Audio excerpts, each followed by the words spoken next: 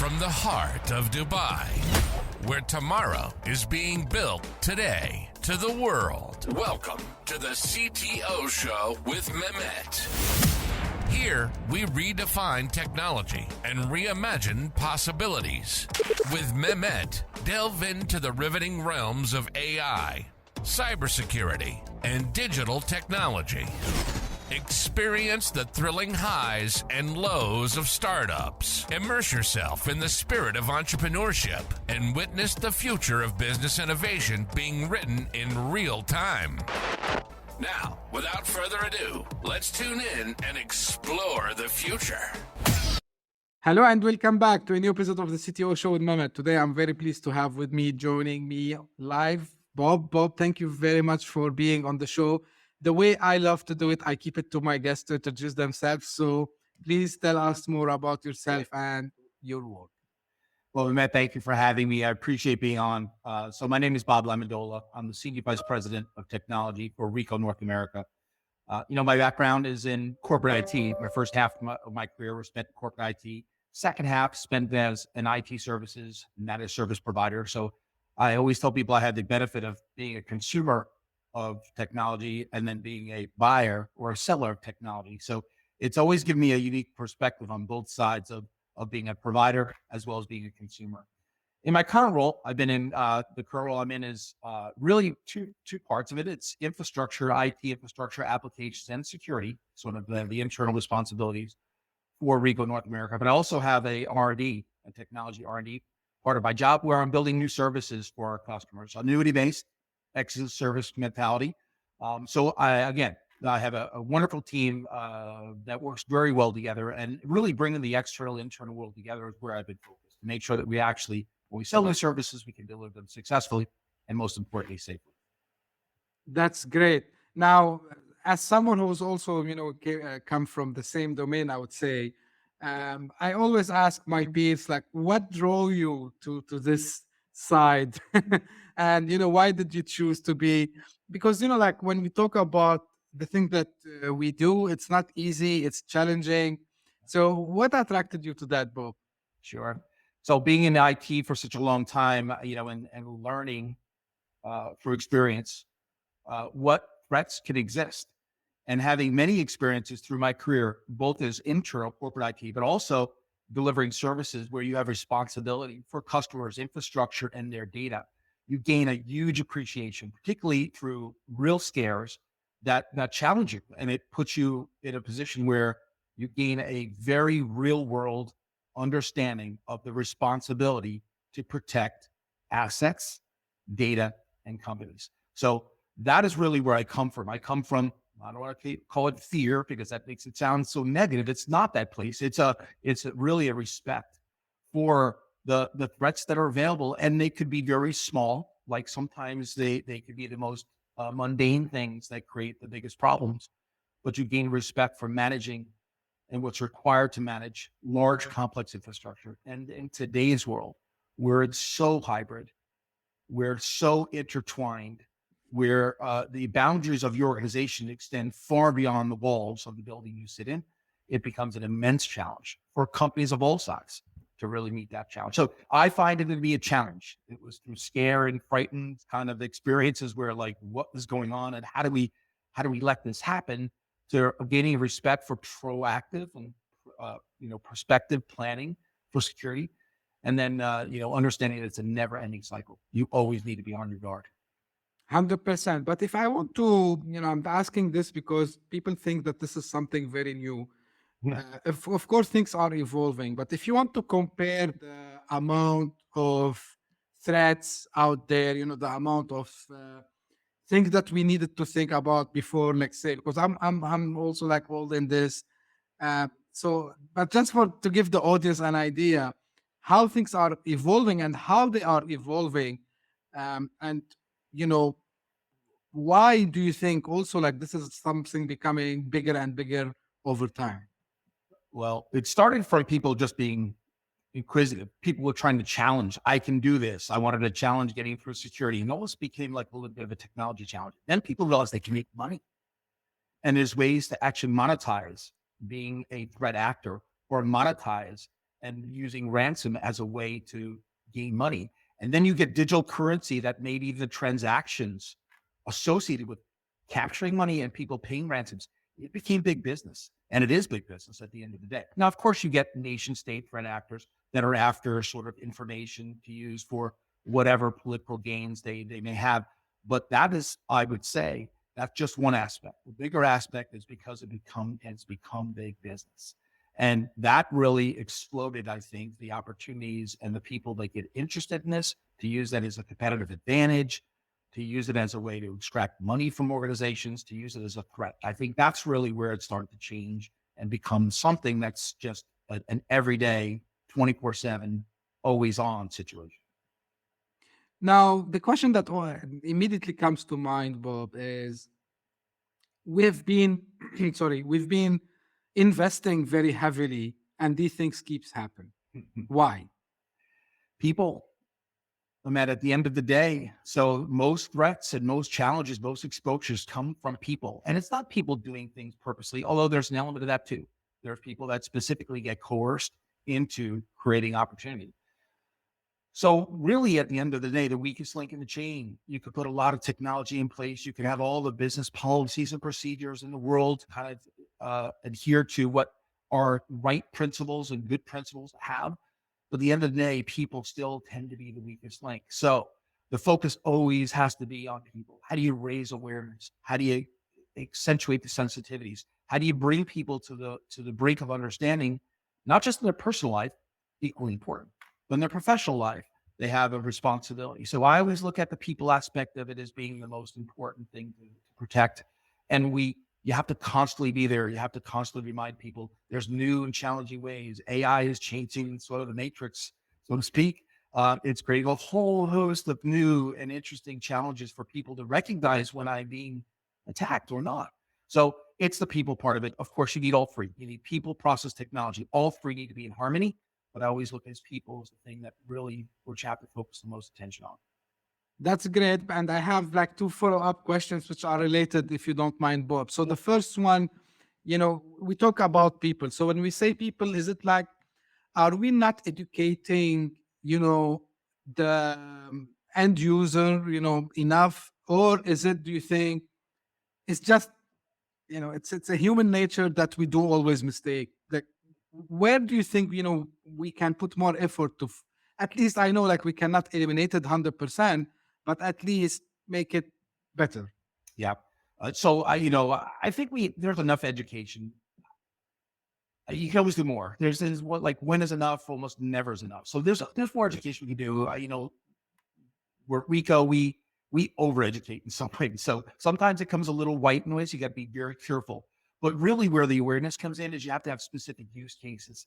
This sophistication that is entered into sort of this arena is really where the challenge comes. So it's yes, a little bit of education, but also people the tools are so easy to use that sometimes they just get enamored with the fact that I can do things quickly and not necessarily recognize that maybe I'm not doing the right things.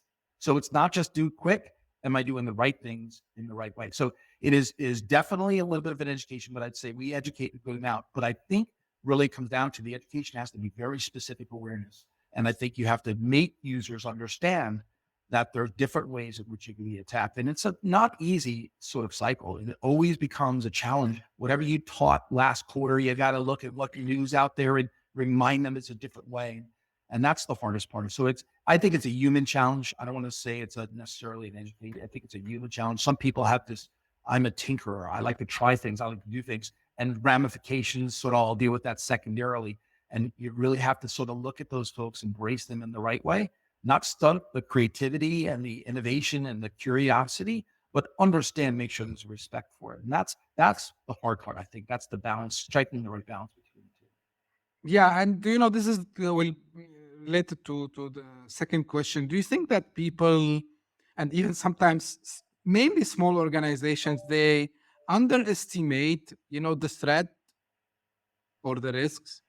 So absolutely. I think, now where this was this was a big company problem several years back. It's an every company problem now. There is nobody that's immune.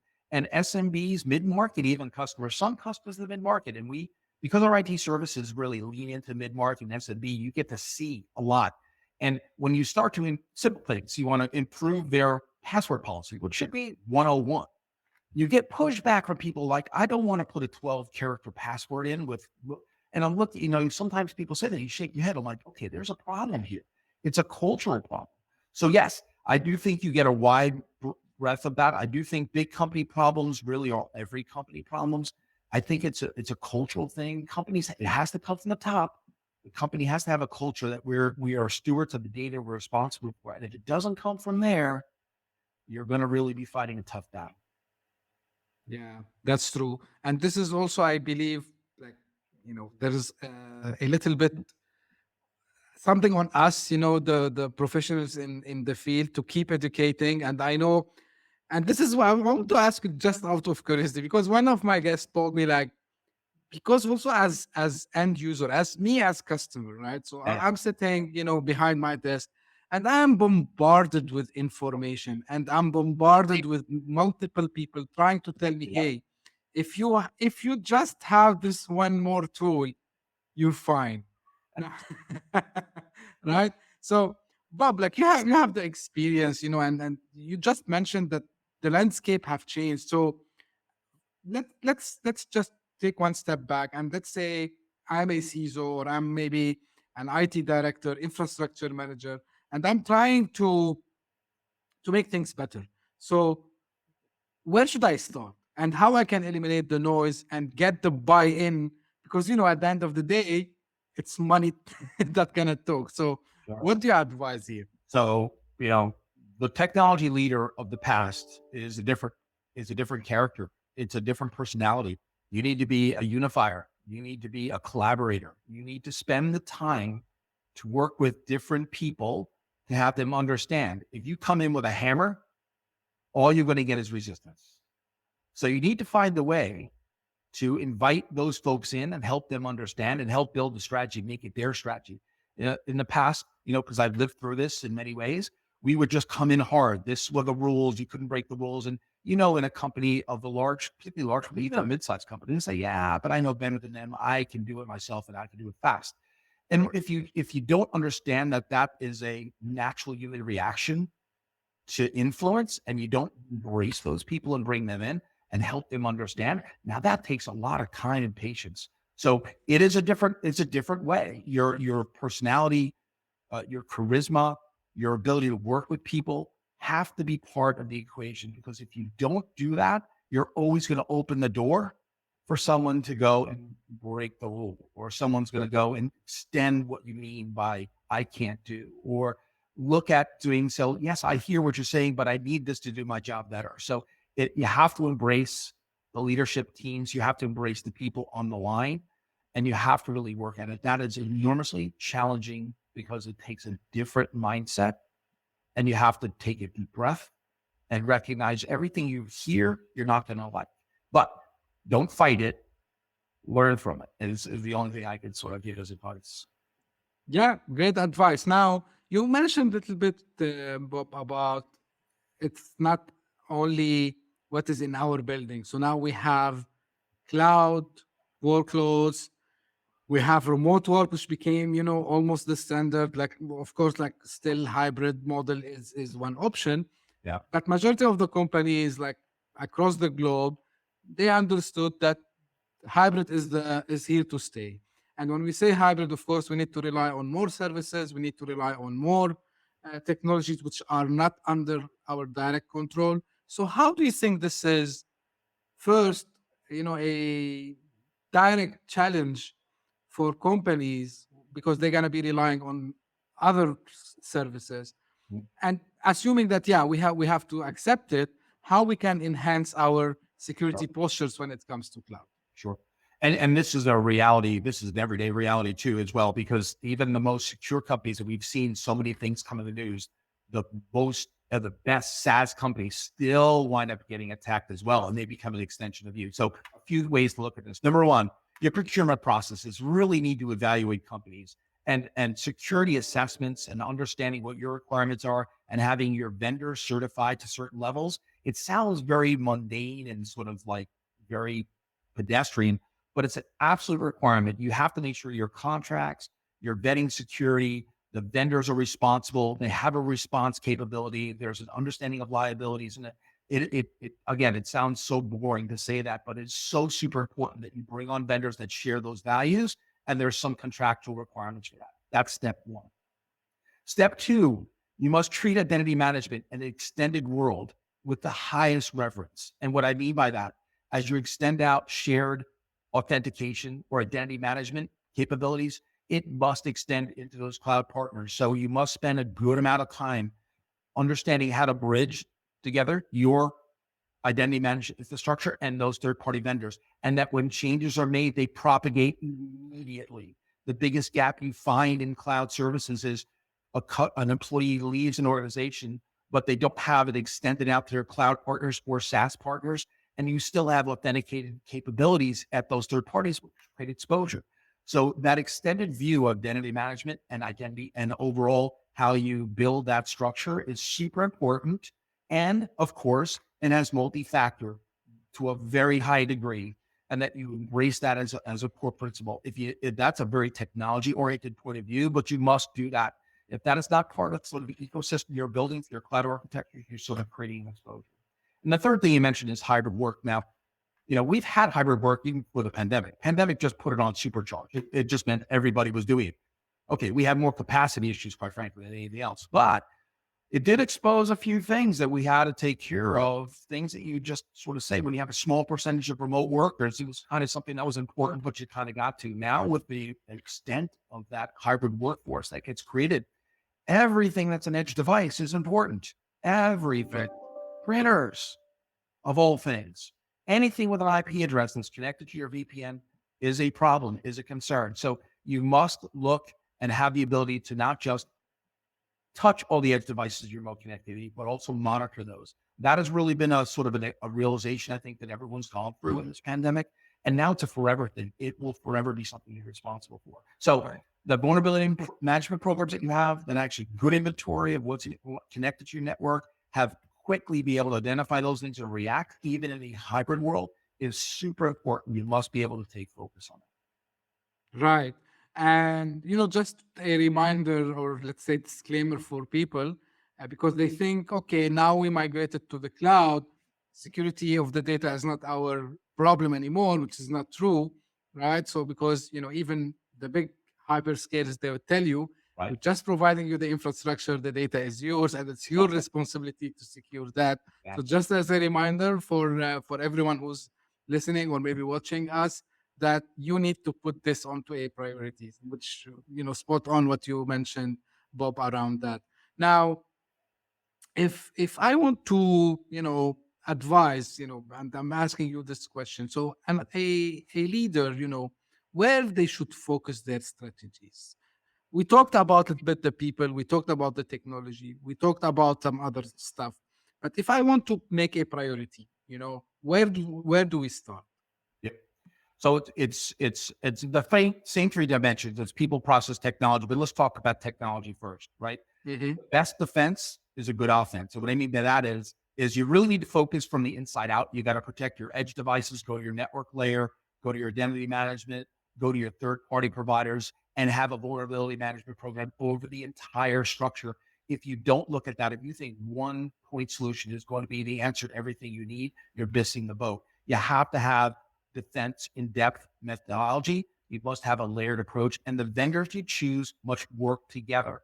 Overall, you need to have some type of SIEM or security event management overlay to make sure that any sort of anomalies in the environment, you have an ability to detect. Now move the process. You must have not just the ability to train and have procedures and policies in place, but also your incident response processes must be tested thoroughly. You must do tabletop exercises repeatedly because organizations change, people change. The most important thing to happen is response. If you think something's happened, you must move quickly. So that means you must test your response processes, your incident management process, and your communication process associated with that. Sometimes what happens is in a chaotic situation or an emergency situation, the team gets so focused on fixing the problem that they forget there's an outside world that you must communicate with. So you must thoroughly vet those processes. I would suggest to everybody spend time to how would you react if you had a breach? And then we talked a lot about people. When we do the tabletop exercises, we invite every department to participate.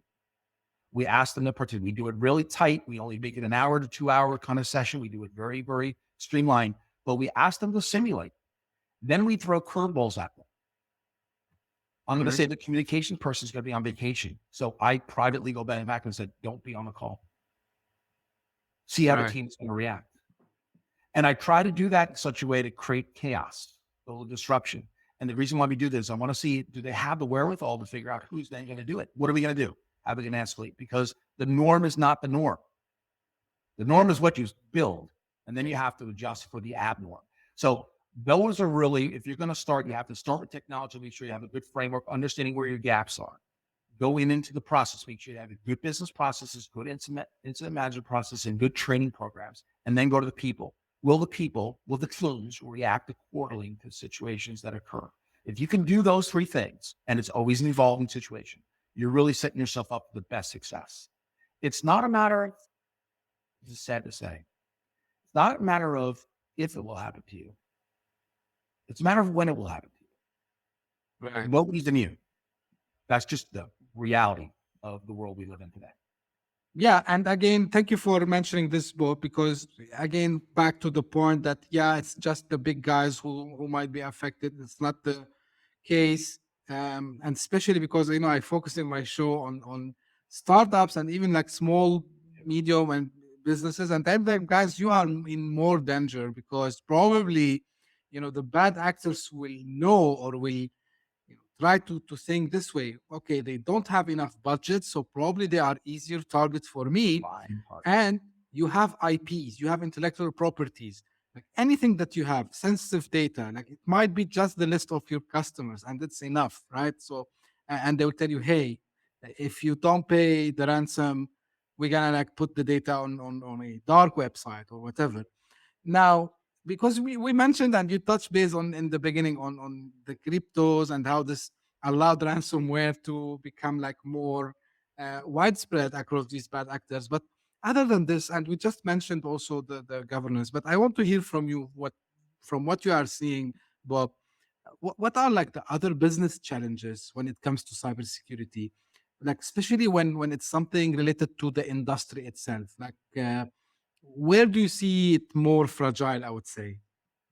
Yeah, that's a great question because it's almost a dynamic question. But I see the biggest fragility comes into people only looking at what's considered to be IT as the exposure. Now with the Internet of Things, where everything has an IP address, some things that would fall into, even if you go to industrial manufacturing shop floor, the devices on the shop floor now have IP addresses, right? And those become, and they have their own security and their own software and their own patching cycles and whatever is proprietary software. Everything now in the connected world is a potential exposure. So it's no longer just what's in the data center anymore. It's extended so much beyond that. And so the challenge that I see is I don't think there's a wide or broad enough recognition that anything that connects to your network is a potential concern, even those things that connect wirelessly. So I think that's the biggest gap that we have in terms of just the technology architecture point of view, for Rico, because MFPs and copies are a legacy. We take a high concern for those kind of devices. But I see this in large companies where the exposure comes from something you would never expect, just something you would never expect, because it's not considered technology or IT, and therefore it does not get the same consideration. That is what I find to be the biggest concern. Yeah, it's interesting because, I think there was some stories like a couple of months back where, some organizations were hit, because of some printers or some edge devices, where the hackers or the bad actors, they were able to find their way in. Now, saying this, how much is the role of the dealers, let's say technology dealers, to minimize also the cyber threats to the customers? Sure. So by extension, dealers now are part of the equation. Dealers must also pay attention to these, because they become, when they're selling into these SMB marketplaces and they go to these customers and they're putting these edge devices on there and they're doing the service and support sometimes, if they're not relying on the manufacturer, they present themselves. They can expose their own businesses by being guilty, perhaps, of leaving something open that they shouldn't, but also they're exposing those customers. So the dealers, and I work with many of our dealers sort of that understand this, but it's not as pervasive as you would hope. There's now a renewed recognition of the fact that those devices, now some of them rely upon the manufacturers to fix that, but often when they're installed depending on how they're installed. So of course, if people leave all the default user password, there's nothing in the world you can protect that. Now, there is some technology help that's coming along that's allowing us to go to the edge devices and understand when default settings were not changed or something. We can do that for dealers, but dealers must also embrace the same capability. So there's much more emphasis placed on remote management, remote monitoring, even of edge devices like printers. But dealers have to really be on that same path with us and really understand and work with their manufacturers to make sure what innovations that they're creating so that they can extend it out to their customers. It's no more pass-through. Dealers are part of the equation for sure. Yeah, it's like part of the supply chain, right? So exactly. yeah, Right. yeah. Now, this is an interesting one because you also have this long experience, Bob. From your perspective, which department you think is the most vulnerable one, where attackers usually start? Yeah, it's shifted a little bit, but I think there's really two. It's procurement. Procurement tends to be a real good opportunity because procurement people get invoices all the time from vendors, and they can click on here and it's past due. Those tend to be a good one. And believe it or not, HR tends to be a really good one because they're acquiring talent, new people coming in, linking in. It tends to be an easy way to gain some information if they're not aware. So those are the two departments, procurement and HR, that we see a lot. And the third would be sales. I have a great love for salespeople. I really do, because I enjoy talking to customers and I love when salespeople get involved. But they move very fast. And sometimes they move because they're moving fast. They're not always, and they're so excited when they get a new opportunity. Sometimes they're not looking through the opportunity to understand, is this really an opportunity? Or is someone trying to coax me into sharing information that I shouldn't? So those are really the three dimensions. Procurement for sure. There's a lot going on in the procurement supply chain area where you see very targeted phishing attacks, spear phishing, where they gain some information from the vendor and then they come to the procurement organization. They try to sort of get them to share a little bit more and then they use it as a way in. HR talent is a huge issue of most companies. So they use that, the recruiting methodologies, to sort of get in and find opportunities. And once they get hold of names and people, then they use that for targeting spear phishing attacks. And then the third is sales. Opportunities and leads where salespeople get very enamored when they're trying to sell a lot and they get I'm gonna say it's not sloppy or lazy. It's not a fair way to put it. Excited. They get overexcited by the opportunities and maybe go a little further than maybe they should. So the awareness has to come in those three dimensions because those are most likely getting some external influence. And they would get, like if I get an external email, I pretty much know what it's about. If it's somebody I know, it's somebody I know. If somebody I don't know, I'll be. But I'm not getting barraged like those other three groups. Those three groups get barraged each and every day with external. Yeah, and just because I remembered something mentioning, these phishing attacks, Bob. The challenge thing is, and because you mentioned at the beginning, it's about human nature. So these bad actors really they are getting better and better. So for example, they choose a weekend, a Friday night to, for example, impersonate someone, maybe an executive or maybe the CEO, CFO, whoever. Hey, I need this now. Please send it to me. And of course, like if you are in the office or sitting at home, whatever, you panic and just you click the link or you send the document and it goes there. So it's really, really challenging. And because you mentioned about you said about the changes of the cloud and all this and remote work, and you mentioned AI. Do you think AI will help us reduce the at least the amount of attacks we see, or do you see like because of the bad actors using the AI, actually now we're gonna see like more attacks happening? What's your point of view around this one? So the answer is absolutely both. Let's go to the dark side first. We'll talk about that first. AI is definitely having an impact on threats. The impersonation capabilities are far superior. The ability to use AI and aggregate data and then come to you with things that sound so legitimate and real in the language, in the terms that the writer would actually use, because they start understanding and they use external communications as a way to sort of shape the spear phishing attack, then it sounds like they're writing it in the person of actually legitimately who they are. So they create hallucinations and all kinds of other things. It absolutely is a bigger threat, much more than ever before. Same token, let's talk about the positive side. AI is already having a huge impact. The most important thing you can do is aggregating data and reacting. AI has the ability to predict. So when you're doing event correlation from multiple sources and using AI to look for patterns in that event correlation, and then be able to recognize, hey, this is based on all the predominance information I got, this is a serious, go take action. Or if you're even more advanced, use an AI to actually take an action, shut down a service, shut down a capability, shut down an access proactively. So AI absolutely has a great ability to accelerate the ability to event correlation. Event correlation is the key. That's the holy grail in response. The holy grail in response is right there. Event correlation aggregation as fast as humanly possible. Well, in the case of AI, inhumanly possible. But also, AI has the ability to then help you take predictive actions. The climate and the attitude, and this is where it gets into culture. My company, our company, in the past, if we shut down services, even if we knew it was a threat, we would get incoming emails. Hey, what are you doing? How come this is down? It's crazy. We've raised the sensitivity and awareness in the culture where we proactively shut down service for a period of time because we were not sure. And the climate is such that people understand. And it's changed completely. So getting back to AI. So we actually are investing in a few different ways to use AI for event correlation, and then eventually taking action or writing scripts associated with shutting down service, whether they're suspect. So those are things where I think AI has great promise. I think it's really, AI ops was something that got created a few years back, and using AI to improve operational efficiencies. Security now has taken that up a significant level. All the major providers and vendors, I get inundated with, hey, let's sit down for half an hour, do a briefing on what we're doing with AI. Everybody's doing something with AI, and specifically security vendors, the leaders in the industry. Yeah, true. It looks like we will be seeing AI fighting against AI in the cyberspace. Totally agree with that. Totally agree with that. A little frightening. Doesn't make me sleep very well, but yes, that's true.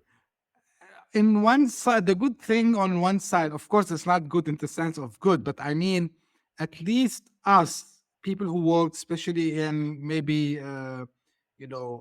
security operations centers, will have tools that allows them to react faster, and rather than doing trial and error. You know, again, I'm highlighting this couple of times. The bad actors are really sneaky. Like they change their, even before AI, they keep changing their tactics. They keep changing, the way they interact, even with their victims. And this is, guys, if you're listening to this, like, this is an important discussion. What Bob mentioned now, this is just a small part of the biggest threat that you might be under. And like, Bob, like, do you think we will reach a phase where, these things will become something minimal, or, we're gonna see it like always happening, like no end Well, to that? So I think it'll always happen, but I think the sophistication is starting to swing. And what I mean by that is swing back where like I said, the awareness and recognition of companies and people to be protected and to be less, like I said, start from the very beginning, we talked about where do I think the weakness link? Unfortunately, it's people, right? And I think we're starting to address the people aspect of it because it's so pervasive in the environment. You hear and sense it everywhere. Turn on the news, listen to a podcast, go on some news feed, you're going to hear something about cybersecurity each and every day. It happens all the time. So the awareness is certainly starting to grow. So when you talk to customers, even small customers, about, hey, what do you do in cybersecurity? You get at least an interest before you get a blank stare. Like, I don't know what we're doing anything. Well, we have AV. Like, no, antivirus is not going to be enough to do it. You need to go a little further. So again, I think the tide is turning on that, but it's always going to be a constant battle of wills, meaning that the threat actors, because the money is so severely it's such a huge opportunity to gain money and create wealth that there's always going to be a threat to data. So there's, as much as I think the tides are turning, it's not going to be you're never done thing. It's always going to be you have to just up your game a little bit more and up your game a little bit more and stay astute and common and really on task. And that's why companies that don't have somebody that live, breathe, put their head down on a pillar, wake up in the morning thinking about security is probably going to have concern long term. Yeah, true. Now, as we come to an end, Bob, like you said, like you're doing some, work in R&D. Can you share some cool stuff, with us? Sure. Well, I'll go down the AI thing in a moment there because it's kind of interesting where we're trying to apply it. But a lot of our R&D is building. We're trying to take a lot of our standard services and building them in a framework where we've adopted digital platforms as approach, meaning that we deliver our service through a same common interface so that the customers can experience in a similar way. And that's all different type of solutions, traditional solutions, as well as new digital capabilities, so that the interface of the customer is very common. They get familiar with them, and then we driving analytics, insights, and then using some predictive analytics and some AI to actually give customers advice. Hey, if you did this and changed the way in which you scanned or created these forms as we're capturing that data, you can increase your efficiency by 15% over the next 12 months. And we're doing that based on predictive analysis. Those are the things that are really gaining market share and opportunity in the industry because customers are looking for ways to uncover new revenue streams. And we're trying to expose that. So if we're doing data capture in a claims management workflow, or we're doing remote patient monitoring because hospitals are suffering through severe issues with staffing, and we're able to provide and expose that information and help them allocate their resources where they're needed most. If we can help companies do that, and have a single interface for all of them to experience many different solutions, now we're bringing extreme value and making ourselves extremely important in those organizations. So that's what we're focusing. AI, there's a lot of opportunities for AI. It's almost like I could do a whole podcast just on that alone. But specifically, where we're learning the most is so much of this country is still paper-based, and ignored in the mouth. Honestly, still so much in healthcare still depend on facts. It's such an old technology. And it's almost like shocking when you sort of understand how some of these business processes work, because all investments in some of these businesses go to different things. It's not about operational efficiency. It's a huge opportunity for us to bring order to the chaos.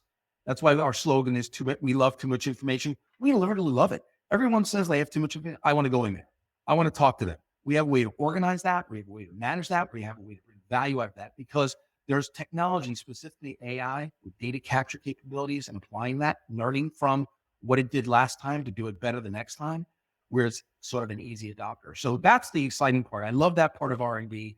It really where we can bring value. I'm not into technology for the sake of technology. If anyone asks me, what do you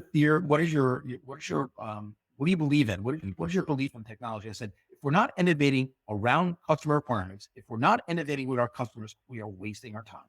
If we're going to sit in a back room and sort of dream up something and bring it to the market, and are we going to find something? That's not it. Now, in startups, that's an excellent way to go. You want to build in that sort of quarantined area. Let's build something really exciting and go find a market. In large companies, you have to be able to be innovating around your customers. So R&D for me is very close to my heart, and I do enjoy it a lot because I like working with people. That's great, Bob. But to your point, actually, even startups, they have to, research the market and see, they have to go out of the building and see what actually the market needs. So this is why I also enjoy working with customers a lot, because to solve real business problems using technology. This is my, this is why my passion, I would say. Me too. Bob, where people can find about you and about your company? Sure. Invite anyone to look me up on LinkedIn. I think the team, our communications team, PR team, does a great job of keeping me forward. But I always often find things that drive interest for me, and I'll post those very clearly. I enjoy. I would say I'm a moderately active person on LinkedIn. I'm not overly active, because if I'm posting something or putting something out there, it's because it's it's personal to me or believe it. It's a passion of mine. I just don't do it for clicks and likes. I'm not really like that, but I do, so please feel free, folks, to reach me out on LinkedIn. I enjoy connecting with people. And then when I'm not there, I'm traveling with my family. My family is, my heritage, my background, I'm Italian, very close Italian family, very close, very big family. I'm always with, if I'm not working, I'm definitely with my family, going playing golf or fishing or doing things together. It's a way for me to break away from always being working. But that's where you can find me. So please reach out to me on LinkedIn if you want to connect with me. I would be more than happy to do so. Great. Thank you very much, Bob. And of course, I think this is a reminder for all of us that sometimes we need to take time off and enjoy, far from all the noise that's happening. I've been in this, since 9 months, and wow, it's a lot of changes happened in 9 months since I started the podcast. So, at your point, yes, definitely we need a clean mind to be able to perform. And at the end, again, thank you very much, Bob. Is there anything that this is the thing I always ask? Is there anything that I should have asked you? About cybersecurity, I don't believe so. I don't believe so. And it's the only other thing I would say is it's nothing to fear. And, sometimes people I get it. It's a challenge for me. It's, when I look at things like this and there are really problems where, it doesn't seem like we can solve that. I think that everyone has to look at these situations as we can solve this together. You don't have to be fearful of it. And really, if you embrace the challenge, I think there's always a way to make an improvement. So it's about being positive in that way and not really cowering back and thinking this is insurmountable. I don't ever believe any challenge, any problem is insurmountable. And I think if you could take that attitude just even a little bit, it's something that I think that for the most part, us as an industry can resolve. This is, I would say, a great advice from you, Bob, at the end of this episode. Thank you very much for your time, and I appreciate all the valuable information that you shared with us today. And this is how I end my episodes usually, for people who tuned in. Thank you very much. If you're listening to this or if you're watching this, thank you very much again. And please keep the feedbacks coming. I enjoy reading feedbacks. And also, if you are interested to be on the show, don't hesitate, reach out to me. We can arrange for that. Time zone is not an issue, as I always say. And thank you very much for joining us today. We'll meet again very soon. Thank you. Bye-bye. Hit that subscribe button. Share the show with your tech-savvy friends and fellow entrepreneurs. And leave us a review on your favorite podcast app. Your support means the world to us.